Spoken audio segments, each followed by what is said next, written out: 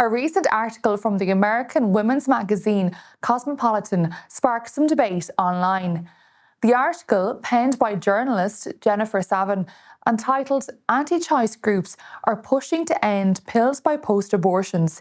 Here's How to Help Stop Them," makes several striking claims while completely failing to acknowledge that some of these claims are contested within ongoing medical, legal, and ethical debates.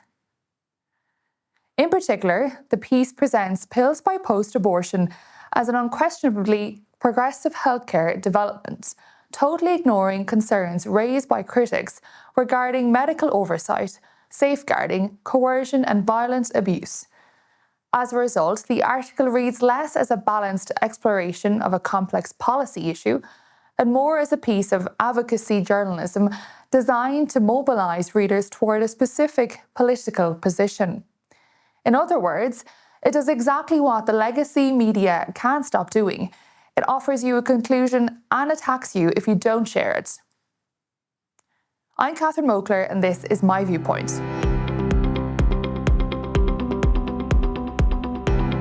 One of the central claims made in the article is that pills by post-abortions represent a compassionate and modern healthcare service that removes barriers such as travel, childcare, and the stigma associated with visiting an abortion clinic. But focusing on the convenience of telemedicine services misses the point and ignores the concerns raised by some medical professionals and policymakers about the risks associated with remote prescription of such powerful medications, catastrophic risks in the case of the unborn and significant ones in the case of their mothers. By presenting telemedicine abortion as an entirely positive development, without acknowledging many concerns, the article creates a largely one-sided narrative. Questions of gestational age, coercion, or external pressure are ignored. We have covered some of these concerns on SPUCTV. In our weekly news segment Heartbeat, we have reported several cases since July 2025 in which abortion pills were allegedly and actually used by men to induce miscarriages or abortions without women's awareness or consent. In addition to these cases, SPUC conducted an experiment to examine how easily abortion pills could be obtained under false pretenses. In May 2025, at a parliamentary event highlighting concerns about the pills by post scheme, Kevin Duffy presented findings from a project in which 26 volunteers made 85 calls to abortion providers using fabricated identities and information. In each of the 26 test cases, abortion pills were successfully obtained through the post. To repeat that shocking finding, every time a volunteer lied about their status and situation and offered abortion providers fictitious details, abortion pills were sent to them anyway. The system is an abuser's dream. Separately, in the years since the introduction of pills by post, more than 54,000 women have been admitted to an NHS hospital in England for the treatment of complications arising from the use of abortion pills. Analysis of accredited official statistics published by NHS England and the Office for Health Improvement and Disparities show that 1 in 17 of all women having abortions at home will subsequently be admitted for hospital treatment of an incomplete abortion or other complications arising from taking the medication. These statistics are routinely concealed from women as is any accurate information on what they are about to undergo. Why is this? Why is the government gathered information routinely hidden from women who may be influenced by it? We know from OHID published statistics that 75% of all abortions across England in 2022 were at home, 60% using pills by post, and 15% self-administering the misoprostol at home after being treated with mifepristone at an abortion facility. In total, 180,636 women were affected, and that number is growing every year. The two largest providers of pills by post, BPAS and MSI Reproductive Choices, both fail to fully inform women of the known failure rate. BPAS states just 2% and MSI RC 3%. While Ranbaxy UK Limited, the manufacturer of Medabon, the drug used by BPAS, states in its summaries of product characteristics that there is a non-negligible risk of treatment failure. According to the manufacturer's summary of product characteristics, women using the mifepristone misoprostol regimen must be aware that the treatment may fail and that additional medical intervention, including surgery, may be required. The document acknowledges that incomplete abortion or ongoing pregnancy can occur, and that patients may need further treatment if the medication does not successfully abort their baby.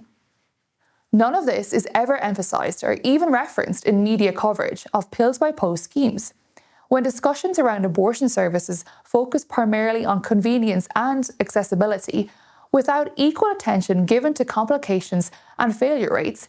It's not surprising that many women are shocked by the brutal, bloody reality of an abortion at home. They've made decisions in the dark, which can cause years, if not a lifetime, of trauma when exposed to the light. The journalist who wrote the article also made the statement in the article: to be clear, decriminalisation is not about abortion up until birth. It is simply about removing the threat of a prison cell or an investigation for vulnerable women and ensuring abortion is regulated like any other type of healthcare. But this statement and proposed legal reform also raises an obvious logical question. If there are no criminal penalties ever for abortion, that must include no penalties for abortion up to birth. We shouldn't forget that under the current law, a woman who obtains an abortion within the legal limits and through approved medical channels is not criminalised. We don't agree with the legal situation we're in, but neither do we believe it persecutes women. It demonstrably doesn't. Removing the prospect of any criminal penalty opens the door to infanticide. Even if, in theory, the law would continue to set limits, it would have removed the consequences for ignoring them, since complete amnesty for a criminal action is the same as not criminalising it at all. This contradiction has led some observers to question whether the reform is simply a technical adjustment, as its supporters claim, or whether it opens the door to a far broader change in how abortion is regulated in England and Wales. Spoiler alert, it's a complete change in how abortion is regulated in England and Wales.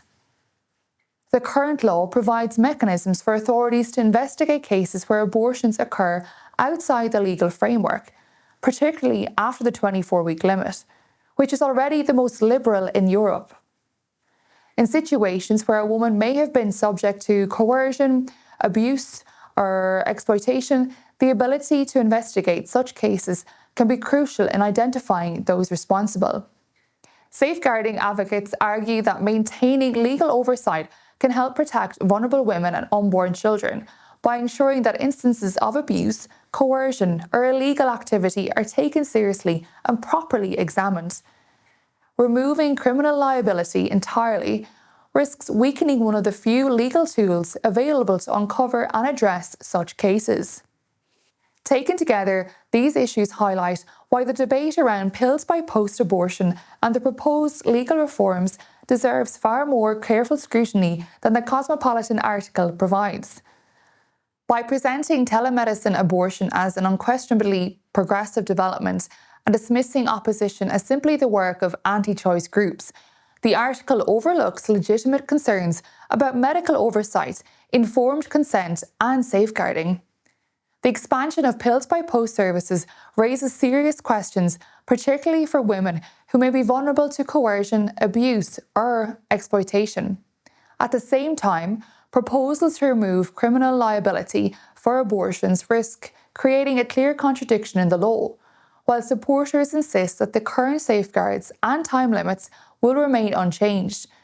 Removing the mechanisms that allow authorities to investigate breaches of those limits amounts to decriminalisation by the back door. The current legal framework is not simply punitive, it also provides a structure that allows cases of abuse, coercion, and illegal activity to be properly examined.